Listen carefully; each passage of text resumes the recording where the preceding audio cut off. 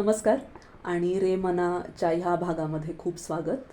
आज हरिवंशराय बच्चनची एक खूप गाजलेली कविता मी शेअर करणार आहे, जिची सुरुवात अशी आहे की जीवन की आपाधापी में कब वक्त मिला, कुछ देर कहीं पर बैठ कभी ये सोच सकूं, जो किया कहा माना उसमें क्या बुरा भला.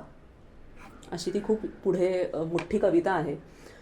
मला ती तेव्हाची कविता वाटते की जेव्हा माणूस आयुष्याच्या शेवटापर्यंत पोहोचलाय आणि रेट्रोस्पेक्टिव्हली आता मागे बघतोय आणि विचार करतोय की आयुष्यात ह्या आधीपर्यंत घेतलेले निर्णय, रिलेशनशिप्स, जे काही डिसिजन्स असतील ते बरोबर होते का चुकीचे होते, मी हे काय केलं, त्याचं काय पर्पज होतं, असे सगळे एक्झिस्टेन्शियल प्रश्न पडलेत कदाचित ह्या माणसाला. आणि हे आमच्या कामामध्ये आम्हाला दोन ठिकाणी दिसतं. एक आहे जेरियाट्रिक पॉप्युलेशन, ज्याला आम्ही ओल्डर ॲडल्ट्स म्हणतो, आणि एक आहेत ते पॅलिएटिव्ह केअरमधले जे लोक असतात, जे एंड ऑफ लाईफ केअर आपण ज्यांना देतो. आता त्या स्टेजला पोहोचल्यावर दोन पर्याय असतात किंवा दोन शक्यता आम्ही बघतो कामामध्ये. एक असतात ज्यांना आपण मराठीमध्ये प्रसिद्ध शब्द आहे आनंदयात्री, की जे खूप सुखासुखी त्यांनी त्यांचं जे सगळं आयुष्य आहे ते जगून झालं आहे, सगळं मनासारखं करून झालं आहे, सगळं पदरात घेऊन झालेलं आहे आणि खूप आनंदानं आता ते त्या मृत्यूला सामोरे जाणार आहेत, असे एक कॅटेगरीचे लोक.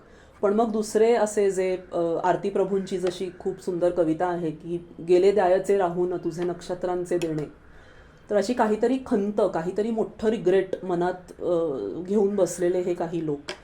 मग थेरपीला जेव्हा असे लोक येतात तेव्हा त्यांच्याबरोबर काय काम करायचं, तर व्हिक्टर फ्रँकेल नावाचे एक ऑस्ट्रियन सायकॅट्रिस्ट होते, ज्यांनी एक लोगोथेरपी नावाची मोडॅलिटी इंट्रोड्यूस केली होती, ज्याचा मूळ सिद्धांतच हा आहे की त्या समोरून येणाऱ्या क्लायंटला काहीतरी पर्पज द्यायचा, आयुष्यात त्यांना काहीतरी ध्येय द्यायचं.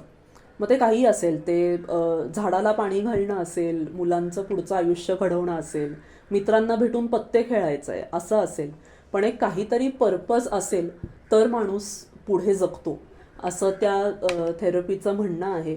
आणि मी हे खूप रेग्युलरली, मी म्हटले तसं ह्या दोन कॅटेगरीच्या लोकांबरोबर वापरते काम करताना. तर तुम्हाला काय वाटतंय ह्या कवितेबद्दल किंवा अशा अजून बच्चनच्या काही कविता असतील त्यांच्याबद्दल, ह्या थीमबद्दल एकंदरीत हे जरूर कळवा आणि पुढच्या भागात भेटूच यात. थँक्यू.